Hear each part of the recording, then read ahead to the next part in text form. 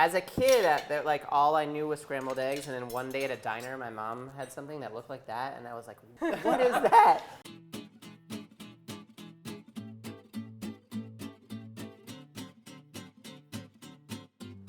Welcome to the Food 52 video studio. My name is Josh. I'm the test kitchen director here. Today we're talking about eggs, the perfect egg. My perfect egg, your perfect egg. We all have a different sort of understanding of what the perfect egg is. I'm going to show you the ways that I make hard-boiled eggs, frittata, poached eggs, and sunny side up eggs. Then some people from the office are going to come and taste. When it comes to boiled eggs, there's two things on everyone's mind: how to peel them the best way, and also the texture inside the egg. We're going to cook some at 6 minutes, 8 minutes, 10 minutes, and 12 minutes. So you're going to see a range of like how the yolk can be. And I have a very specific way of cooking the eggs that for me, I think they peel perfectly every time. First things first, the temperature of the eggs matters a lot. If you're using cold eggs straight from the fridge and you're dropping them in simmering hot water, the egg can crack and some of the white can like ooze out. And then when you go to peel the egg, it's all disfigured. You don't want that. So what I would recommend, take like a large mesh strainer like this, however many eggs you're gonna boil, run them under hot water for like 20 to 30 seconds. It's gonna just sort of temper the eggs, bring them up more towards room temperature. And then when you drop them into the boiling water, they're not gonna crack. My philosophy is if you cook your eggs at a gentle simmer, they're actually gonna be harder to peel at the end. And if you cook your eggs at more of a rapid boil, I find that they're easier to peel at the end. I can't explain the science behind it, but I've done this over and over again, and it's what I've observed to be true. So today I'm gonna drop these eggs into a rapid boil. I'm gonna cook them for different amounts of time. I do have an ice bath on hand right here, so the moment the eggs are done cooking, I'm gonna drop them in an ice bath. It's important to cool down the egg quickly. That's gonna help peel them at the end. Using this strainer, I can gently sort of nestle these eggs in the boiling water. That way they don't slam against the bottom of the pot. There's no chance of them cracking. When it's time to peel your egg, have your ice bath ready and something to scoop the eggs out with.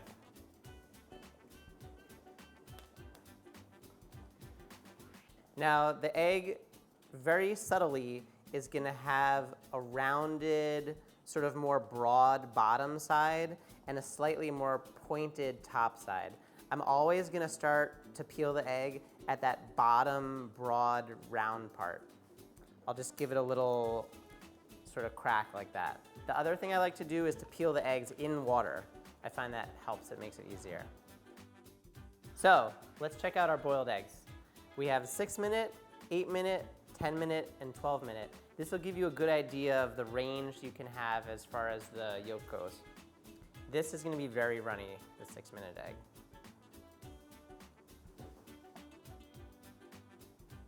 8 minutes. That's sort of like a classic jammy egg, how do they call that?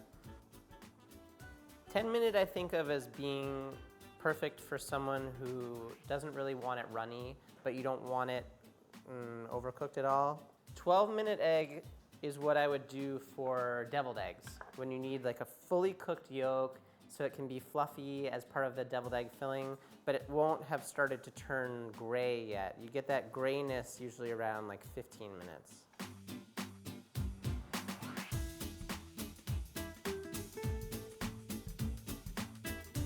I have a very specific way I like to make my frittata in a 9-inch cake pan like this. A lot of eggs, if you cook it at too high of a heat, they're gonna poof up and get sort of airy and granular. Cooking your frittata slow is gonna yield a really nice texture. Now, the first thing I'm gonna do, I'm gonna line my cake pan with parchment paper on the bottom and also along the sides. It's not enough to just put the parchment at the bottom of this cake pan. The raw eggs can slide underneath the parchment paper and start to cook and make a mess. You definitely don't want that. So the trick is a little drizzle of olive oil will allow the parchment paper to stick to the bottom of this cake pan. And this way, the raw egg is not gonna get underneath your parchment and screw up your whole project. I have one more parchment paper here. I'm gonna use it to line the sides of the cake pan as well. It can be annoying to line this whole thing with parchment paper, obviously, but it's worth it. The resulting frittata is so pristine and so easy to work with. Nothing sticks. It comes out perfectly, so trust me on this. Okay, now for the eggs. Crack your eggs in a bowl, but don't beat them yet.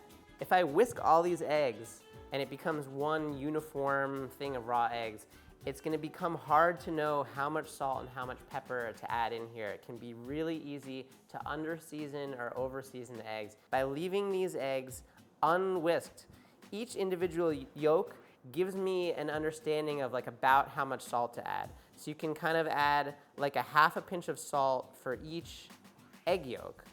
Same thing with the pepper. A little crack of pepper for each yolk. And then when it's all whisked up together, it should be perfectly seasoned.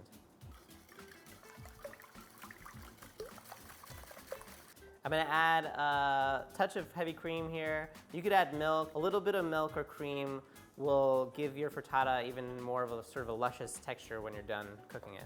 What I love about frittata is it's like a blank canvas. At this point, you can add pretty much anything in there. You can add fresh herbs, you can add cheese. If I was gonna add vegetables like broccoli or mushrooms, I would cook those off first. Raw vegetables have a lot of water content in them. It can change the texture of the eggs. For this frittata that we're making today, I'm gonna keep it really simple. We're just gonna add fresh chives and some grated Parmesan cheese. This technique, got it from a chef named Andrew Feinberg. He has a recipe on the Food 52 website for slow-cooked broccoli frittata. It's basically the same technique, so check that out. I've added my chives and my cheese. Now for the easiest part. Just pour your mixture straight into this pan that you've prepared. I'm gonna cook it at 275. It's gonna cook for about 30 to 40 minutes, which I know might seem like a long time, but the texture at the end is worth it. I saved a little extra grated cheese and a little bit of extra chives. I'm just gonna drizzle that on the top. It's gonna make a nice presentation at the end.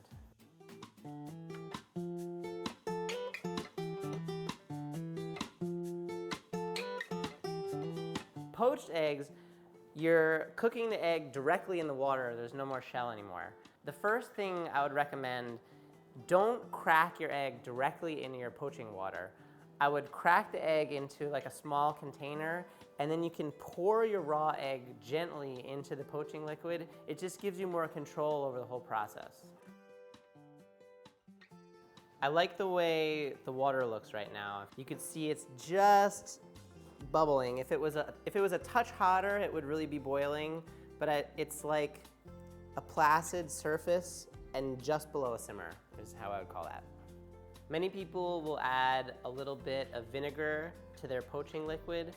I'm gonna poach one egg without the vinegar so you can see the difference between no vinegar and vinegar.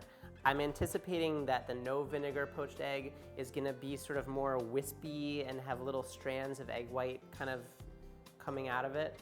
And once I add vinegar, I would expect the poached egg to be a tighter, more uniform shape. You can see how the wisps of the egg white have sort of spread out. The main shape of the egg is intact, but there's a lot of wispy bits in this water here. So this egg has been cooking for about a minute or two, and you can see it has a really nice shape. There's nothing wrong with that.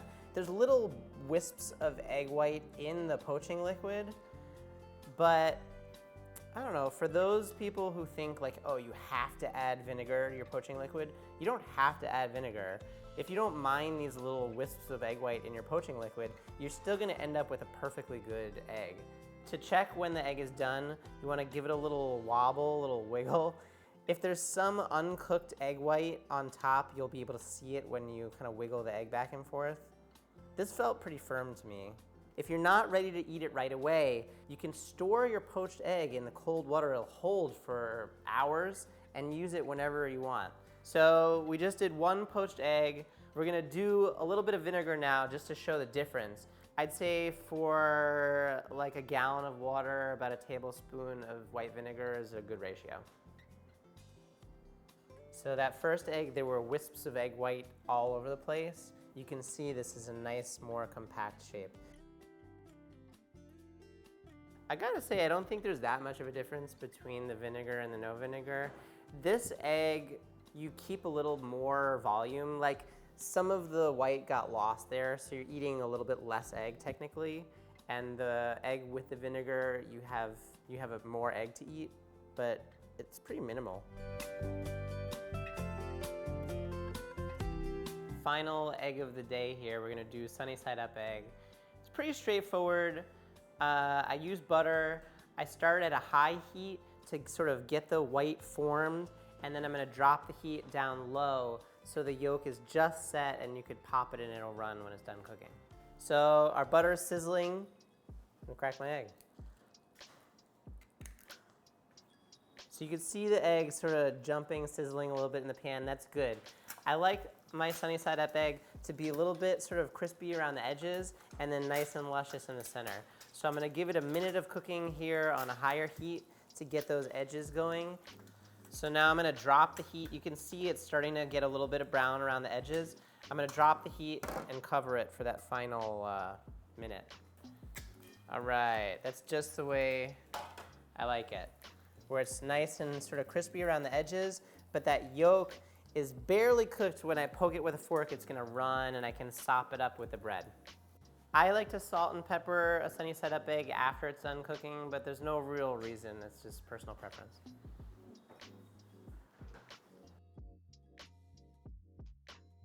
Here in the video studio, ready to eat some eggs. Louise, Max, how you feeling? Great. Yeah, ready to go. Do you guys have a favorite style of egg? I love soft-boiled and scrambled. Usually just scrambled. I'm kind of Well, conservative you about don't love a runny It's like a yolk right? thing, yeah. Are you feeling very uncomfortable right now? There's like a few runny yolks. I do feel a little triggered, but I'm ready to go. Okay. Now, when you say soft-boiled, describe that for me. I feel like people have different ways of calling eggs. Like I was calling these all hard-boiled eggs earlier today. For me, that would be a soft-boiled. Yeah. Personally. Okay. Yeah. A 6-minute soft-boil is my perfect number. Can we just dig Yeah, in? just go nuts. Yeah? Okay, I'm gonna gonna go for check this. out the frittata. Yeah.